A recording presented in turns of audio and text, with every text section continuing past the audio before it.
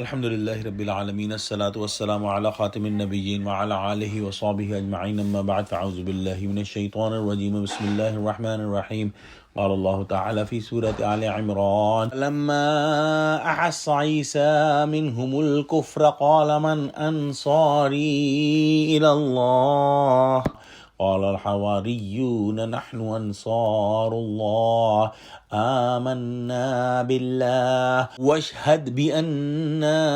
مسلمون۔ ترجمہ: جب عیسیٰ علیہ السلام نے ان کی طرف سے نافرمانی اور نیت قتل دیکھی تو کہنے لگے کہ کوئی ہے جو خدا کا طرفدار اور میرا مددگار ہو۔ حواری بولے کہ ہم خدا کے طرفدار اور آپ کے مددگار ہیں، ہم خدا پر ایمان لائے اور آپ گواہ رہیں کہ ہم فرما بردار ہیں۔ حضرت عیسیٰ علیہ السلام نے بنی اسرائیل کو اپنے اتباع اور اطاعت کی دعوت دی اور انجیل پر ایمان لانے کا حکم فرمایا۔ ان کو بتایا کہ میں اللہ کا رسول ہوں، تم میری اطاعت و فرما برداری کرو، لیکن بنی اسرائیل نے عناد اور ہٹ دھرمی پر کمر باندھ لی۔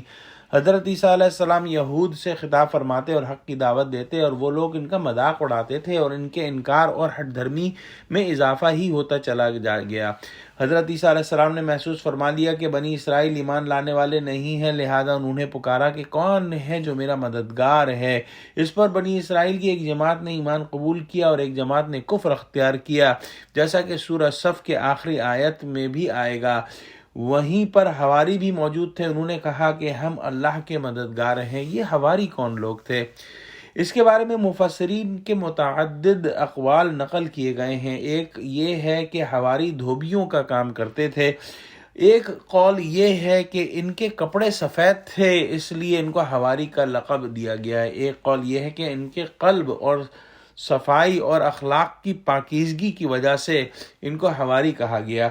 یہ 12 افراد تھے، اور ایک قول یہ بھی ہے کہ یہ 29 آدمی تھے۔ بہرحال یہ حضرت عیسیٰ علیہ السلام کے خاص ماننے والے تھے، اور انہوں نے ایمان بھی قبول کیا اور ان کے ساتھ دعوت کے کام میں بھی شریک رہنے کا اعلان کیا اور کہا کہ ہم آپ کے ساتھی ہیں اور اللہ کے مددگار ہیں۔ یہ بات سمجھ لینی چاہیے کہ اللہ سبحانہ وتعالیٰ کو کسی مددگار کی ضرورت نہیں۔ یہ اللہ سبحانہ وتعالیٰ کا کرم ہے کہ جو اس کے دین کی نصرت کرے اس کے عمل کو اپنی مدد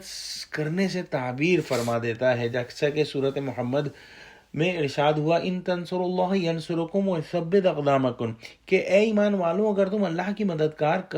کرو گے تو اللہ تمہاری مدد کرے گا اور تمہارے قدموں کو جما دے گا۔ حواریوں نے حضرت عیسیٰ علیہ السلام سے یہ بھی عرض کی کہ ہم اللہ پر ایمان لائے، آپ ہمارے فرمانبردار ہونے کے گواہ بن جائیں، اور انہوں نے اللہ سے یہ بھی دعا کی کہ اے ہمارے رب، آپ نے جو کچھ نازل فرمایا ہم اس پر ایمان لے آئے ہیں،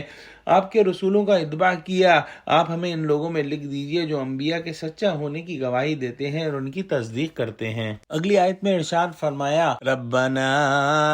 آمنا بما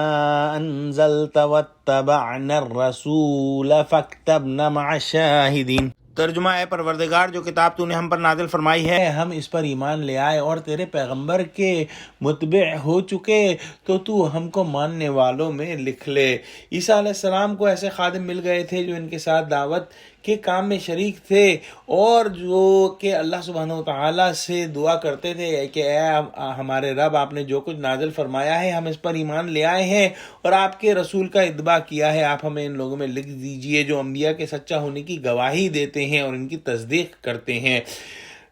پوری قوم میں سے کچھ لوگ جو ہے بنی اسرائیل میں سے جو ہے وہ ایمان لائے، اور زیادہ تر لوگوں نے حضرت عیسیٰ علیہ السلام کی تکذیب کی اور ان سے دشمنی کی اور ان کو جادوگر کہا اور ان کی دعوت کو نہ مانا، اور چونکہ ان کو جادوگر کہا اور جادو جو ہے کفر ہے سو ان پر کفر کا فتویٰ لگا دیا، اور ایمان لانے کے بعد جو کفر کرے وہ مرتد کہلاتا ہے، اور شریعت موسوی کے اندر مرتد کی سزا جو ہے وہ قتل تھی، لہٰذا جو یہودی تھے بنی اسرائیل کے وہ حضرت عیسیٰ علیہ السلام کے قتل کے درپے ہو گئے، جیسا کہ ہم اگلی آیت کے اندر پڑھیں گے۔ دعا کرتے ہیں کہ اللہ سبحانہ وتعالی ہم کو قرآن کا فہم عطا فرما، آمین۔ وآخر دعوانا الحمد للہ رب العالمین، والسلام علیکم ورحمۃ اللہ وبرکاتہ۔